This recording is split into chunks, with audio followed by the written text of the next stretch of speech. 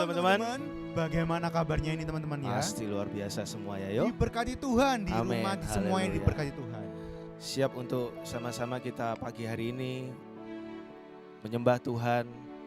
Kita mau berterima kasih kepada Tuhan sebab Tuhan sudah memberikan kita kesempatan walaupun saat ini kita terpisah dengan jarak. Tapi kita yakin dan percaya Tuhan hadir di tengah-tengah kita saat ini. Kami ingin mengenal Engkau lebih dalam lagi Tuhan.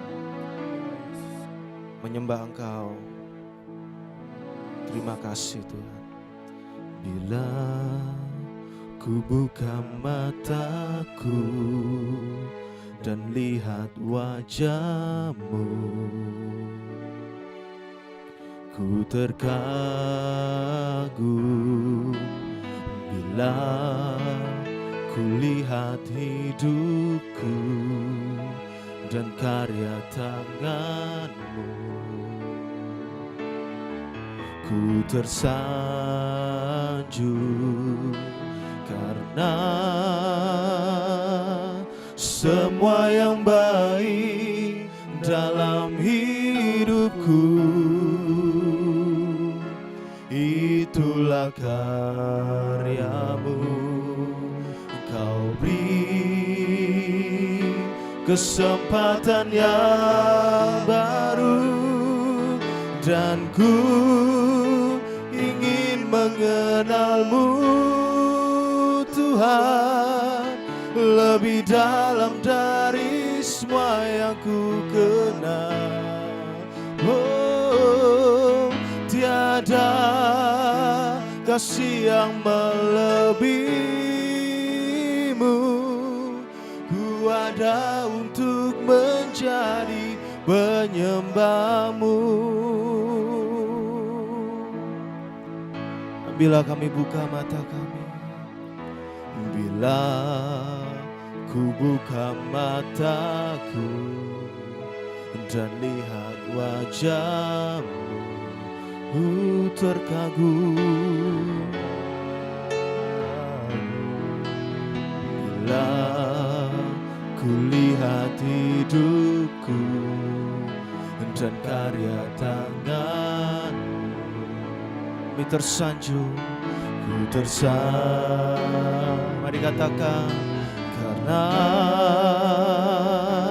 semua yang baik dalam hidupku, itulah karya-Mu. Kau beri kesempatan yang baru dan ku ingin mengenal-Mu Tuhan lebih dalam dari semua yang ku kenal. Oh, tiada kasih yang melebihi-Mu. Ku ada untuk menjadi penyembah-Mu dan ku ingin mengenal dan ku ingin mengenal-Mu Tuhan lebih dalam dari semua yang ku kenal. Oh, tiada kasih yang melebihi-Mu. Ku ada untuk menjadi penuh genap hati kami katakan, dan ku ingin mengenal-Mu oh Tuhan lebih dalam dari semua yang ku kenal. Oh, tiada kasih yang melebihi-Mu. Ku ada untuk menjadi penyembah-Mu. Ku ada untuk menjadi, ku ada untuk menjadi, ku ada untuk menjadi, ku ada untuk menjadi penyembah-Mu. Haleluya, mari kita sembah Tuhan. Kami bersyukur Tuhan. Kami ingin mengenal Engkau lebih dalam lagi. Kami ingin mengenal Engkau lebih dalam lagi Tuhan. Kami percaya Engkau ada di tengah-tengah kami pagi hari ini. Dimanapun kami berada, kami percaya hadirat-Mu mengalir, menguasai setiap kami. Haleluya, haleluya. Ya lama, ya lama, saka ya lama. Terima kasih Tuhan. Terima kasih Tuhan. Oh, haleluya, haleluya. Terima kasih, terima kasih. Syukur. Terima kasih Bapa kami yang ada di dalam surga. Kami percaya Tuhan, dimanapun kami berada pagi hari ini, di rumah kami atau dimanapun kami berada Tuhan, Kau ada di tengah-tengah kami dan Kau akan melawat setiap kami. Kami mau memuji, memuliakan nama-Mu lebih lagi Tuhan pagi hari ini. Terima kasih Bapa, kami mengucap syukur di dalam nama Tuhan Yesus kami berdoa. Amin. Haleluya. Bagaimana teman-teman? Tetap semangat dalam Tuhan. Amin. Kalau semangat kita mau menyanyikan lagu ini dengan penuh sukacita. Haleluya. Mari kita bertepuk tangan sama-sama.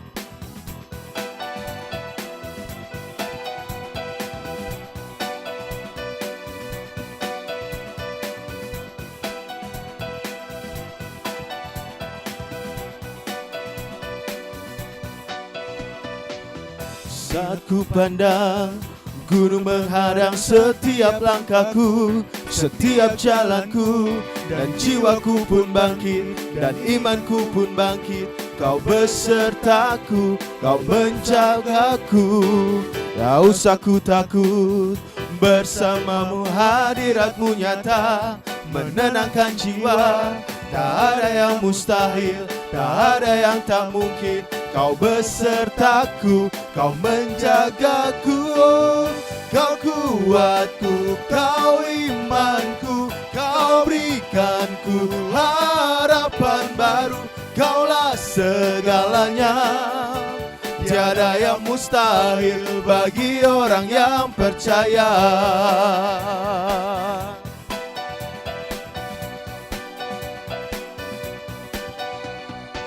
Saat ku pandang gunung menghadang setiap langkahku, setiap jalanku, dan jiwaku pun bangkit, dan imanku pun bangkit. Kau besertaku, Kau menjagaku.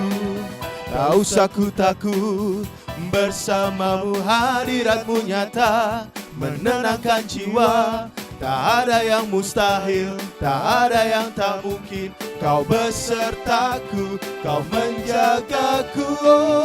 Kau kuatku, Kau imanku, Kau berikanku harapan baru.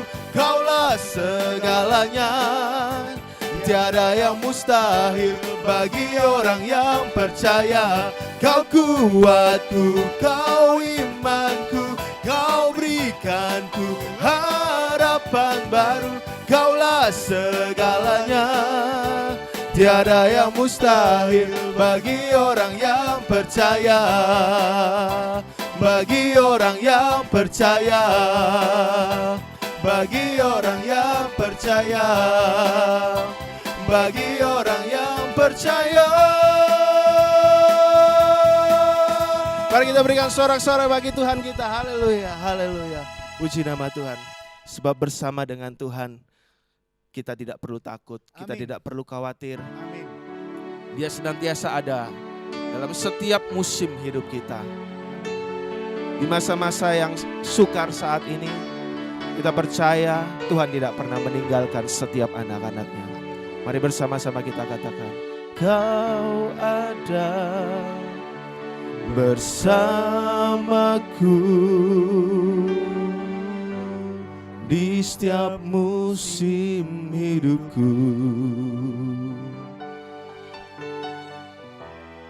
Tak pernah Kau biarkan ku sendiri.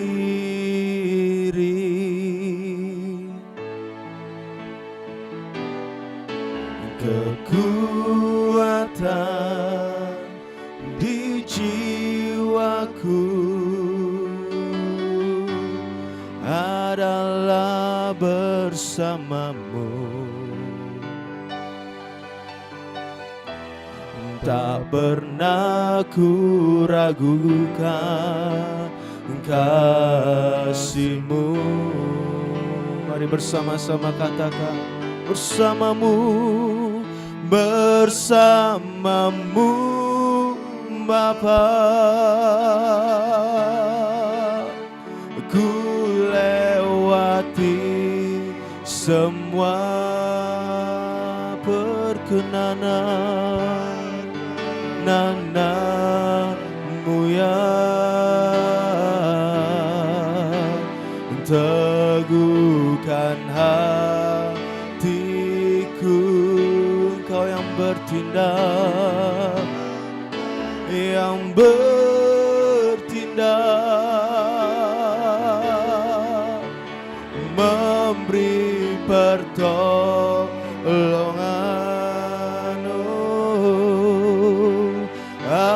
Anugerah-Mu besar melimpah bagiku.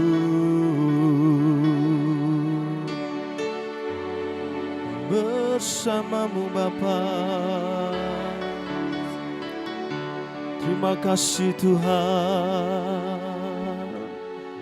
Engkau ada bersamaku di setiap musim hidupku. Ya, tak pernah meninggalkan setiap kita. Tak pernah Kau biarkan sendiri. Kekuatan di jiwaku,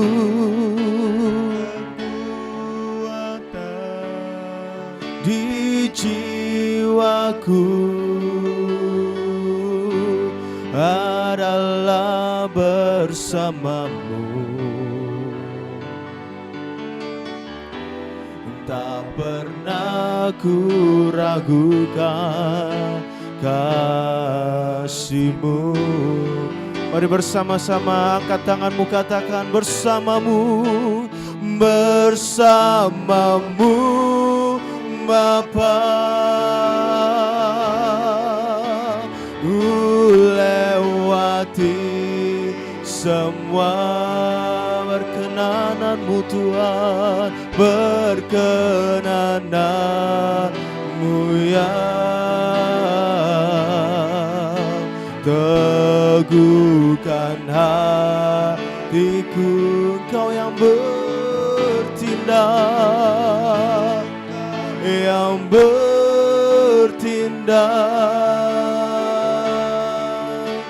memberi pertolongan. Anugerah-Mu besar, anugerah-Mu besar melimpah bagiku.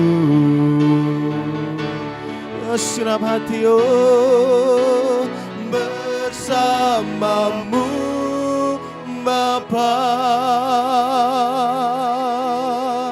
Ku lewati semua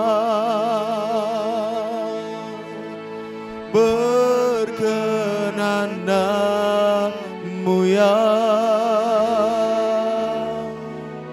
teguhkan hatiku. Engkau yang bertindak, yang bertindak,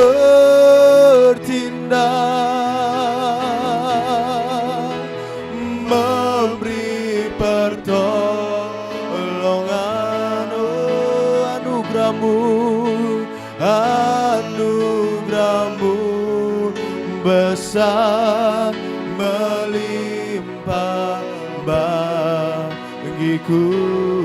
Anugerah anugerahmu besar, anugerahmu besar, melimpah bagiku.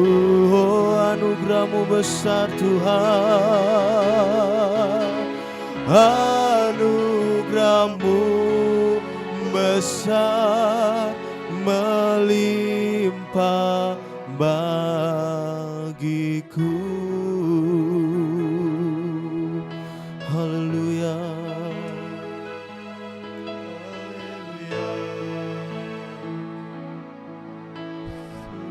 Terima kasih Tuhan, terima kasih Tuhan. Kami mengucap syukur Tuhan untuk kebaikan-Mu Tuhan. Sampai saat ini Tuhan, Engkau telah mencintai kami, Engkau telah menjagai kami Tuhan. Meskipun banyak masalah Tuhan di sekeliling kami Tuhan, tapi kami tidak takut Tuhan, asal Engkau beserta kami Tuhan. Karena kami tahu Tuhan, tidak ada yang mustahil bagi Engkau Tuhan. Tuhan, kalau sebentar Tuhan kami akan mendengarkan sedikit dari firman-Mu Tuhan. Engkau urapi hamba-Mu Tuhan yang akan menyampaikan firman-Mu Tuhan. Engkau pakai lidah hamba-Mu Tuhan, supaya melalui hamba-Mu Tuhan kami diberkati Tuhan. Dan biarlah Tuhan Engkau siapkan hati dan pikiran kami Tuhan.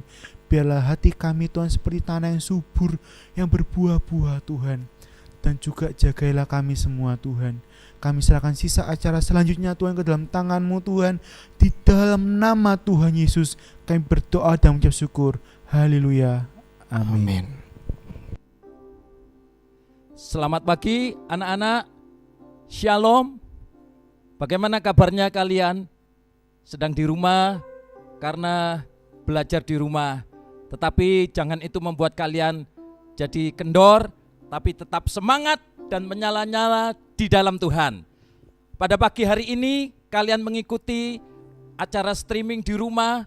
Biarlah firman Tuhan ini boleh menjadi kekuatan bagi anak-anak semua. Hari ini kita akan belajar satu tema, yaitu pencuri. Nah, kira-kira apa anak-anak yang dimaksud di sini?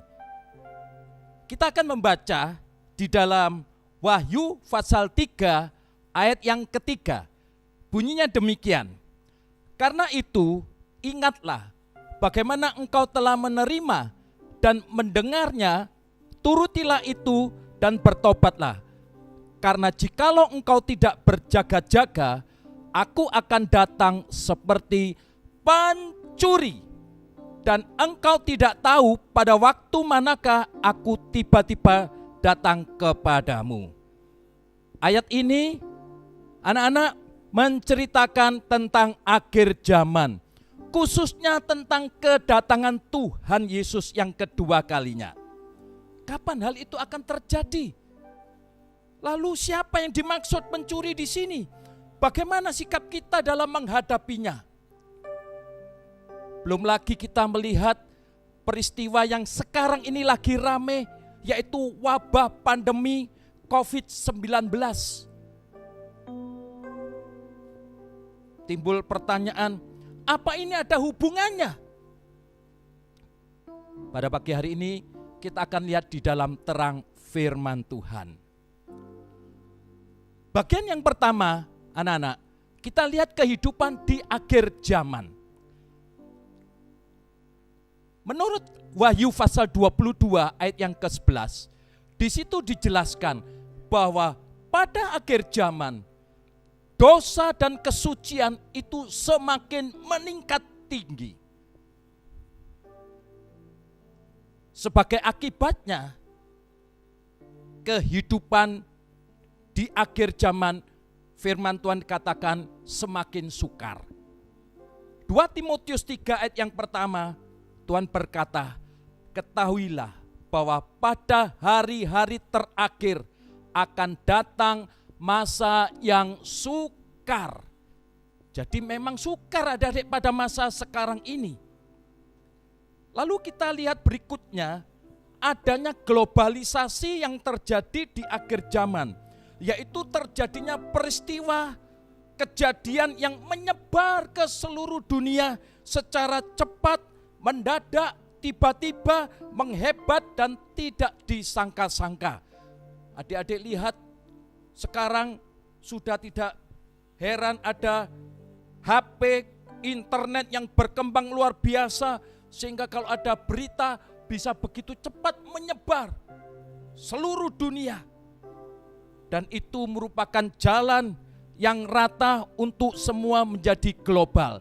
Seperti yang tertulis di dalam Alkitab Markus 13 ayat yang ke-8 dan ke-10.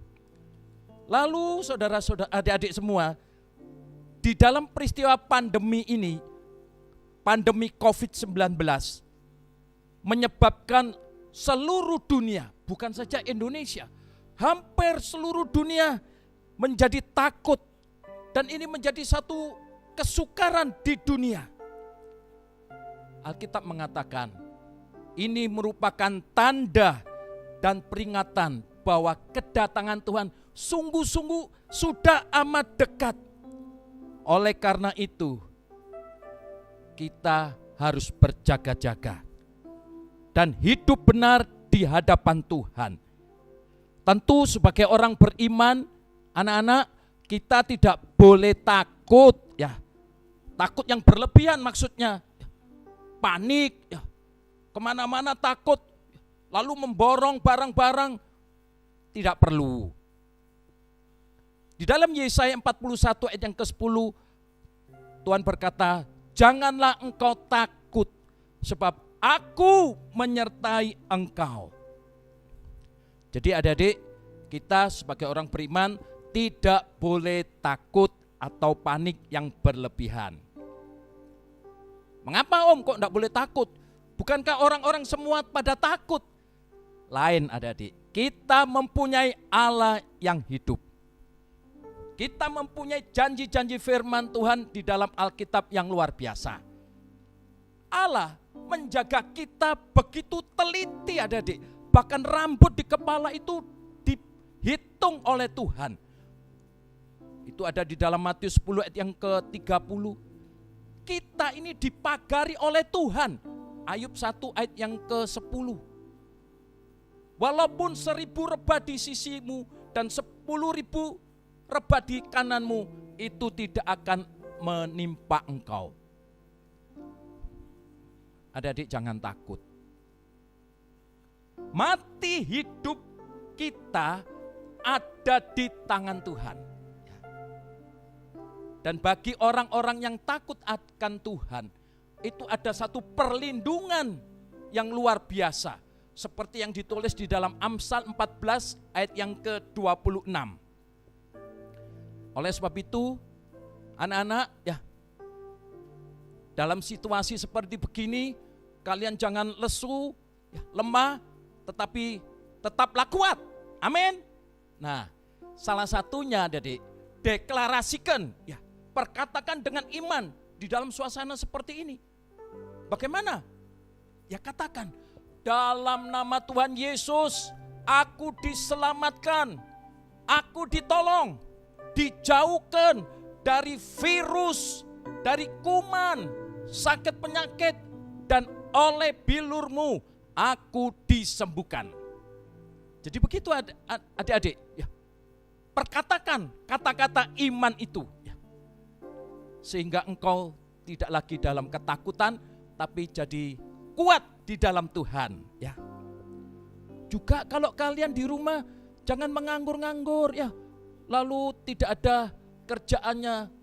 Coba kalau bagi yang bisa main musik, ambillah gitar, menyanyi satu pujian, misalnya begini. Aman dalam lindungan Tuhan, orang-orang yang percaya kepadanya adalah seperti gunung Sion yang takkan goyah dan kekal untuk selama-lamanya.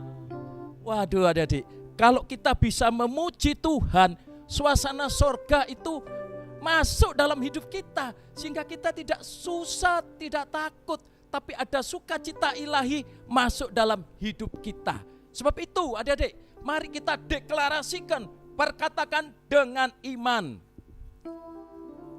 Namun adik-adik ya, jangan mencobai Tuhan, jangan sembarangan. Ya, kita harus tetap mengikuti peraturan-peraturan yang ada dari pemerintah. Misalnya kalau adik-adik masuk di rumah, cuci tangan, memakai sabun yang bersih 20 detik. Lalu tidak memegang wajah, mata, hidung, telinga kalau tangannya kotor. Ya. Lalu jaga jarak satu sama lainnya. Lalu misalnya yang flu itu memakai masker agar tidak menularkan yang lainnya. Kalau batuk atau bersin pakai salah satu siku dalam begini ya. Jadi tidak boleh sembarangan. Dan sekarang ini semua diminta untuk tinggal di rumah. Tidak boleh berkerumun ya. Kalau saya pernah lihat di satu perumahan ya adik-adik, ditulis di situ, berjarak kita utuh, berkerumun kita runtuh. Nah, karena apa? Kena virus ini ya. Tapi kita tidak perlu takut ya adik-adik ya. Tapi kita juga tidak boleh sembarangan. Lalu kita lihat selanjutnya adik-adik, bagaimana hidup di akhir zaman itu ya. Terutama gereja, anak-anak Allah itu bagaimana? Firman Tuhan mengatakan adik-adik, akhir zaman ini gereja-gereja itu akan mengalami masa ujian ya. Ujian itu apa? Untuk mengolah, untuk memurnikan iman kita. Supaya kita semua orang-orang yang percaya kepada Yesus itu imannya tumbuh sampai sempurna seperti Yesus Kristus. Pada akhir zaman adik-adik itu ada yang dinamakan masa pemurnian. Di dalam 3,5 tahun yang pertama dari minggu ke-70 Daniel itulah yang akan dialami oleh gereja. Belum, tapi nanti sebentar lagi karena kedatangan Tuhan sudah amat dekat. Gereja akan mengalami hal-hal yang luar biasa adik-adik. Misalnya firman Tuhan itu akan dibukakan secara luar biasa ya. Kuasa Allah akan dicurahkan sepenuhnya kepada kita sebagai hujan akhir untuk menyempurnakan umat Allah. Pekerjaan iblis adik-adik itu memang di akhir zaman akan bertambah-tambah. Tapi jangan lupa bahwa kuasa Allah juga semakin dicurahkan dengan limpah. Bahkan kuasa Allah sepenuhnya bekerja. Seperti yang ditulis di dalam Wahyu 12 ayat yang ke-12. Sehingga gereja bisa mengalahkan segala pekerjaan iblis. Nah, oleh sebab itu kita yang hidup di akhir zaman rohaninya harus meningkat. Karena syarat minimal di akhir zaman itu harus meningkat adik-adik. Jadi tidak boleh tetap stabil begitu, tapi harus meningkat. Rohaninya naik lebih tinggi dari batas minimum. Karena dosa semakin bertambah-tambah, oleh sebab itu kita harus semakin meningkat di hadapan Tuhan. Ya, kita harus hidup di dalam kebenaran adik-adik ya. Hidup baru di dalam Tuhan. Jangan simpan dosa. Hal-hal yang tidak berkenan kepada Tuhan ya harus dibuang. Jengkel, mungkin dendam. Hal-hal yang tidak berkenan kepada Tuhan itu harus dibuang ya. Agar kita selalu hidup benar di hadapan Tuhan. Sekarang kita lihat bagian yang kedua adik-adik. Tentang kedatangan Tuhan. Kedatangan Tuhan itu ada dua macam adik-adik. Kalau adik-adik lihat di gambar tersebut, itu ada minggu ke-70 Daniel yang dibagi menjadi 3,5 tahun yang pertama dan 3,5 tahun yang kedua. Itu adalah minggu ke-70 Daniel.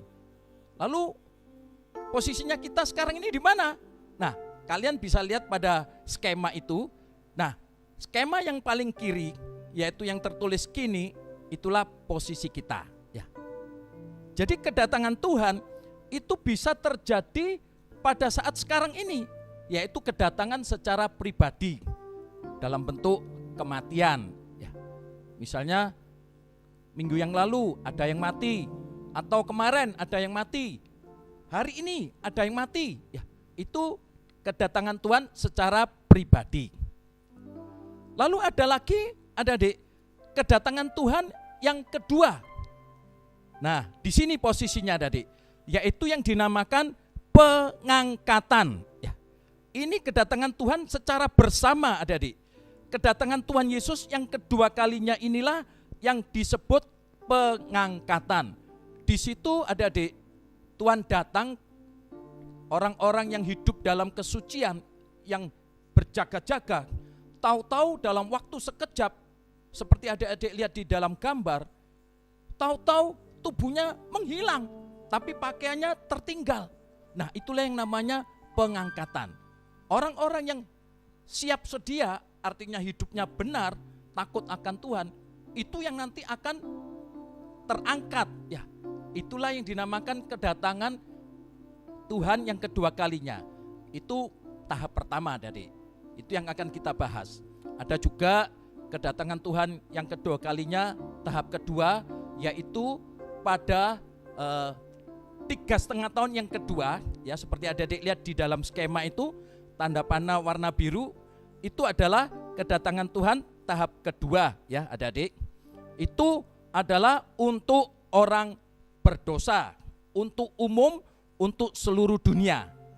Namun bagi kita orang yang beriman, kedatangan Tuhan yang pertama itulah yang menjadi target kita, yaitu masuk dalam pengangkatan. Ya. Sekarang kita perhatikan, tadi dikatakan kedatangan Tuhan itu seperti pencuri. Ya. Saya akan membaca di dalam 1 Tesalonika 5 ayat yang kedua. Karena kamu sendiri tahu benar-benar bahwa hari Tuhan datang seperti pencuri pada malam. Lalu kita lihat juga satu ayat berikutnya, 1 Petrus 3 ayat yang ke-10. Tetapi hari Tuhan akan tiba seperti pencuri. Pada hari itu langit akan lenyap dan gemuruh yang dahsyat, dan unsur-unsur dunia akan hangus dalam nyala api, dan bumi dan segala yang ada di atasnya akan hilang lenyap. Kira-kira apa artinya, adik-adik? Kedatangan Tuhan itu seperti pencuri. Pencuri itu kan jelek. Arti pencuri itu kan tidak baik. Ya. Begini adik-adik. Di dalam ayat ini pengertiannya bukan seperti pencuri yang jelek itu. Tuhan itu tidak mungkin jelek. Allah kita itu adalah Allah yang terang. Di dalam Dia tidak ada kegelapan sama sekali. Jadi dalam hal ini adik-adik, kedatangan Tuhan itu dikatakan seperti pencuri. Terutama bagi orang yang tidak berjaga-jaga, yang hidup dalam dosa, yang tidak bertobat. Kedatangan Tuhan itu seperti orang yang kemasukan pencuri. Ya. Apa artinya? Kalau orang kemasukan pencuri, adik-adik kan enggak tahu ya. Waktu dia bangun, loh, waktu bangun dia kaget. Barangnya kok ada yang hilang, barang-barang berharga kok tidak ada lagi. Tapi yang tidak berharga kok enggak diambil. Terjadi keterkejutan, adik-adik. Nah, seperti itulah kedatangan Tuhan yang kedua kalinya nanti seperti pencuri. Artinya apa? Yang pertama, pencuri kan kalau datang kan tidak pernah memberitahu ya, adik-adik. Nanti saya tanggal sekian saya datang ke rumahmu. Oh, kita akan siap-siap supaya dia tidak datang, ya kan? Tapi di sini dikatakan bahwa nanti kalau Tuhan Yesus datang kedua kalinya dalam peristiwa pengangkatan, itu saatnya tidak terduga, adik. Seperti pencuri tahu-tahu datang, ya. tidak tahu tanggalnya. Yang kedua, kedatangan Tuhan itu seperti pencuri, artinya seperti adik-adik lihat dalam gambar ini. Waktu nafiri Allah dibunyikan adik-adik, orang beriman yang hidup dalam kesucian yang berjaga-jaga, dalam sekejap tahu-tahu diubahkan adik-adik menjadi tubuh kemuliaan. Lalu kacamata, gigi palsu, jam tangan, baju, sabuk, sepatu, semuanya ditinggalkan. Lalu tubuhnya, rohnya terangkat, diubahkan menjadi tubuh kemuliaan. Seperti adik lihat di gambar itu di bagian atas. Itulah kedatangan Tuhan yang dinamakan pengangkatan terjadi pada saat itu. Peristiwa ini tidak dilihat oleh orang-orang yang ketinggalan, adik-adik. Orang-orang yang hidup dalam dosa yang tidak berjaga-jaga tidak melihat peristiwa ini. Jadi kedatangan Tuhan seperti pencuri itu artinya tersembunyi, tidak ada yang tahu. Yang ketiga, kalau pencuri itu datang kan mengambil barang-barang yang berharga, misalnya emas-emasan, handphone yang bagus, dicuri adik-adik. Kalau bak sampah nggak akan diambil, seperti adik lihat gambar itu ya, cincin, permata, barang-barang berharga itu diambil adik-adik. Yang tidak berharga ditinggal. Artinya apa? Waktu Tuhan Yesus datang kedua kalinya dalam pengangkatan, orang-orang yang hidup dalam kebenaran, yang mentaati firman Tuhan, yang setia kepada Tuhan, itu waktu Tuhan datang, diambil adik-adik, diajak bersama-sama masuk dalam pengangkatan. Oh, luar biasa. Jadi kita ini adik-adik yang hidup dalam kesucian, yang sungguh-sungguh kepada Tuhan, itu adalah sangat berharga di hadapan Tuhan. Dan itu nanti yang akan ikut dalam pengangkatan. Sedangkan yang hidup dalam dosa, yang main-main, yang melawan orang tuanya, yang suka memberontak, yang terikat oleh pornografi, yang terikat oleh macam-macam dosa, waktu kedatangan Tuhan yang kedua kalinya, ketinggalan. Karena dianggap oleh Tuhan, ini barang yang tidak berharga. Hidup dalam dosa itu tidak berharga, adik. Tapi orang yang taat kepada Tuhan, itu adalah orang yang berharga di hadapan Tuhan. Masuk dalam rencana Tuhan, yaitu dalam pengangkatan. Ini pasti terjadi, adik. Kedatangan Tuhan sudah semakin dekat. Oleh sebab itu adik, bagian yang terakhir ini dikatakan di dalam Matius 24 ayat yang ke-42. Karena itu, berjaga-jagalah, sebab kamu tidak tahu hari mana Tuhanmu datang. Kedatangan Tuhan itu seperti pencuri, tidak ada yang tahu. Tapi kita sebagai orang yang percaya kepada Yesus harus berjaga-jaga. Berjaga-jaga itu apa artinya? Apa melek terus begini ada di 24 jam gak pernah tidur? Ya, berjaga-jaga itu artinya seperti ini adik-adik. Jangan simpan dosa. Ya. Selalu hidup benar di hadapan Tuhan. Selalu taat kepada orang tua. Penuh dengan Roh Kudus dan mau dipimpin oleh Roh Kudus. Seperti adik-adik lihat 5 gadis bijaksana yang tertulis di dalam Injil Matius pasal 25. 5 gadis bijaksana itu apa adik? Dia membawa pelita dan cadangan minyak. Itu artinya dia mau dipimpin oleh Roh Kudus, selalu taat.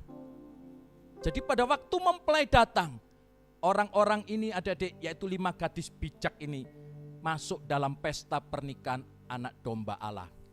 Sedangkan 5 gadis yang bodoh tidak punya persediaan minyak. Jadi kadang-kadang hidup suci, tapi kadang-kadang hidup dalam dosa. Kadang-kadang taat, kadang-kadang tidak taat. Semaunya sendiri. Nanti pada waktu Tuhan Yesus datang akan ketinggalan. Sangat disayangkan. Ya. Oleh sebab itu, adik-adik, ya, kedatangan Tuhan Yesus itu diminta oleh Tuhan supaya kita berjaga-jaga. Bukan berarti kita menganggur adik-adik ya, tetapi kita pakai waktu sebaik-baiknya. Salah satunya adik-adik ya, beraktivitas seperti biasanya ya. Kalau adik-adik sekarang ini tinggal di rumah, ya bantu-bantu orang tua. Apa yang bisa adik-adik kerjakan ya, tentu selain mengerjakan tugas yang dari sekolah, ya jangan lupa kalian harus rajin, taat kepada guru dan orang tua, ya kerjakan tugas yang dari sekolah, ya kan disuruh belajar dari rumah, kerjakan adik-adik dengan sukacita, karena itu untuk kebaikanmu. Tapi selain itu, kalian bisa membantu apa yang ada di rumah, membersihkan, ya sampah di rumah, apa yang perlu dibantu. Kan biasanya nggak punya waktu untuk membantu atau jarang. Nah ini adalah kesempatan untuk melakukan hal-hal seperti itu. Jadi berkat adik-adik buat orang tua di rumah ya. Dan orang tuamu pasti senang ya. Jangan waktunya habis untuk mainan gadget. Lihat Facebook, Instagram, YouTube, yang lainnya. Sehingga waktunya habis. Sia-sia adik-adik hidup seperti begitu. Yang kedua adik-adik, hidup berjaga-jaga itu artinya tumbuh di dalam pengertian firman Tuhan. Sekarang kan adik-adik di rumah banyak waktu. Coba baca Alkitab ya, baca Alkitab. Wah, itu kesempatan yang limpah adik-adik ya. Baca Alkitab. Ini kan akhir zaman. Jadi adik-adik harus membaca lebih banyak dari waktu-waktu yang sebelumnya. Mumpung ada waktu banyak adik-adik. Gunakan ya. Baca, teliti. Lalu kalau ada yang tidak mengerti, catat. Ya. Catat apa yang tidak mengerti. Lalu hubungi gurumu sekolah minggu. Tanyakan. Tante, Om, ini ayatnya maksudnya apa sih? Ya, saya tidak mengerti. Nah nanti gurunya menjawab. Ya. Kalau misalnya ada pertanyaan lagi, ini artinya apa? Tante, kok saya tidak jelas? Nah, tanyakan adik-adik kepada gurunya. Ya, silakan. Jadi adik-adik, kesempatan ini membaca Alkitab itu adalah satu perkara yang indah. Karena kamu nanti akan diisi oleh firman Tuhan. Itu yang membuat engkau jadi kuat, membuat imanmu tumbuh. Dan itu akan menghantar engkau sampai di dalam keselamatan yang kekal. Jadi dalam waktu-waktu seperti ini jangan loyo, lemes, takut adik-adik. Tapi justru imannya jadi kuat. Ada waktu adik-adik, buka buku nyanyian. Nyanyikan puji-pujian. Seperti tadi ya, nyanyikan pujian. Kambing, embek-embek, tidak apa-apa, silakan memuji Tuhan. Atau kalian punya buku-buku ya. Ini saya membawa contoh adik-adik. Kalau adik-adik kepingin belajar tentang akhir zaman, adik-adik bisa mempelajarinya di buku akhir zaman yang dikarang oleh gembala kita Bapak Pendeta Yusuf BS. Itu banyak bukunya adik-adik. Juga kalau mau adik-adik belajar tulang Elisa, itu di situ banyak kebenaran firman Tuhan. Pelajari, baca, nggak akan habis adik-adik waktunya. Juga dari sekolah minggu diberikan bacaan, connection book dan lain sebagainya. Adik-adik bisa baca ya. Juga terbitan tulang Elisa yang eceran ini adik-adik bisa baca ya. Adik pelajari dan lain sebagainya. Itu adik-adik. Jadi kedatangan Tuhan itu akan terjadi. Bagaimana kalau anaknya itu tidak mau berjaga-jaga?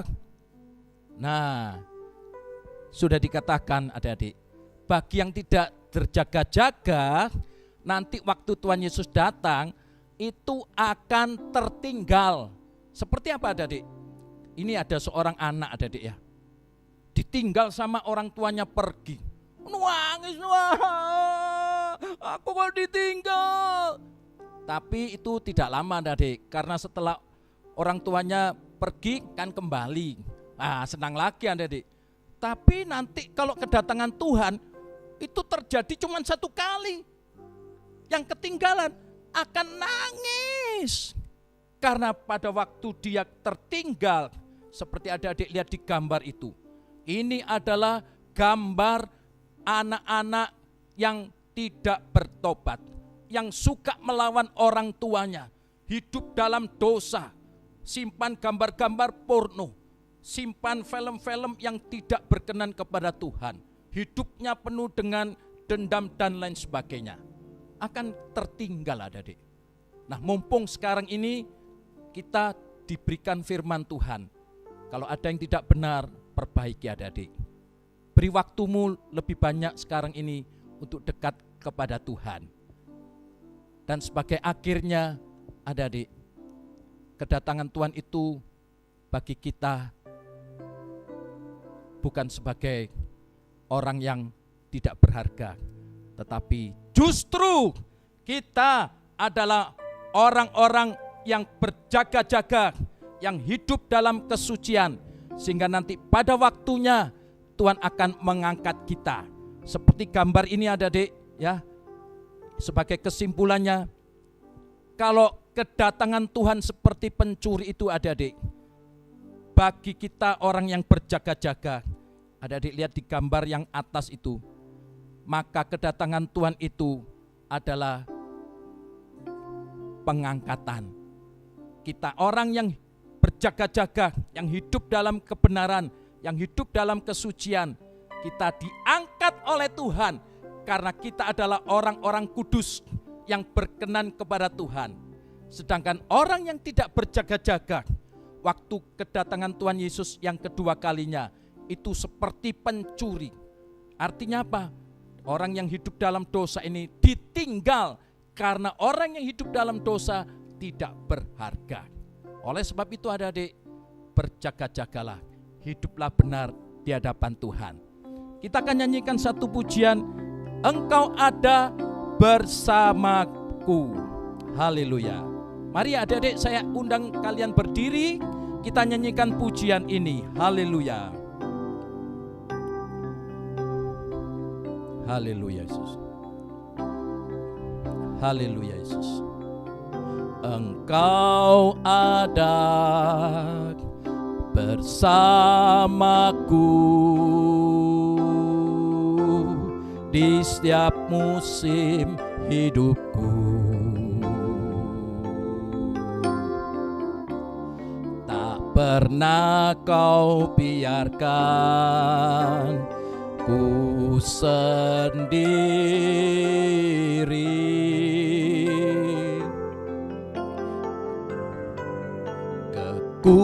Kekuatan di jiwaku adalah bersamamu. Tak pernah ku ragukan kasih-Mu. Haleluya. Bersamamu Bapa, ku lewati semua perkenananmu yang teguhkan hatiku. Engkau yang bertindak, memberi pertolongan, anugerah-Mu besar melimpah bagiku. Sekali lagi, Engkau ada bersamaku. Haleluya. Semua menyanyi, Engkau ada bersamaku di setiap musim hidupku.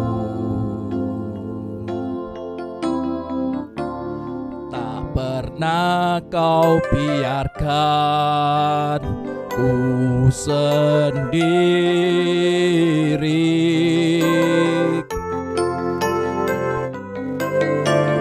Kekuatan di jiwaku adalah bersamamu. Tak pernah ku ragukan kasih-Mu. Bersamamu Bapa, bersamamu Bapa, ku lewati semua perkenanan-Mu yang teguhkan hatiku. Kau yang bertindak memberi kemertolongan, anugerah-Mu besar melimpah bagiku. Anugerah-Mu besar, anugerah-Mu besar melimpah bagiku. Haleluya, haleluya, haleluya, haleluya, haleluya. Sikara marala marala marala marala. Haleluya. Mari kita berdoa, adik-adik.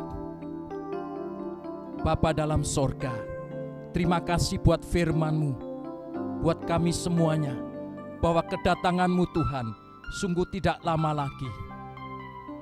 Tetapi kami bersyukur, kami sudah diingatkan oleh firman Tuhan, supaya kami berjaga-jaga.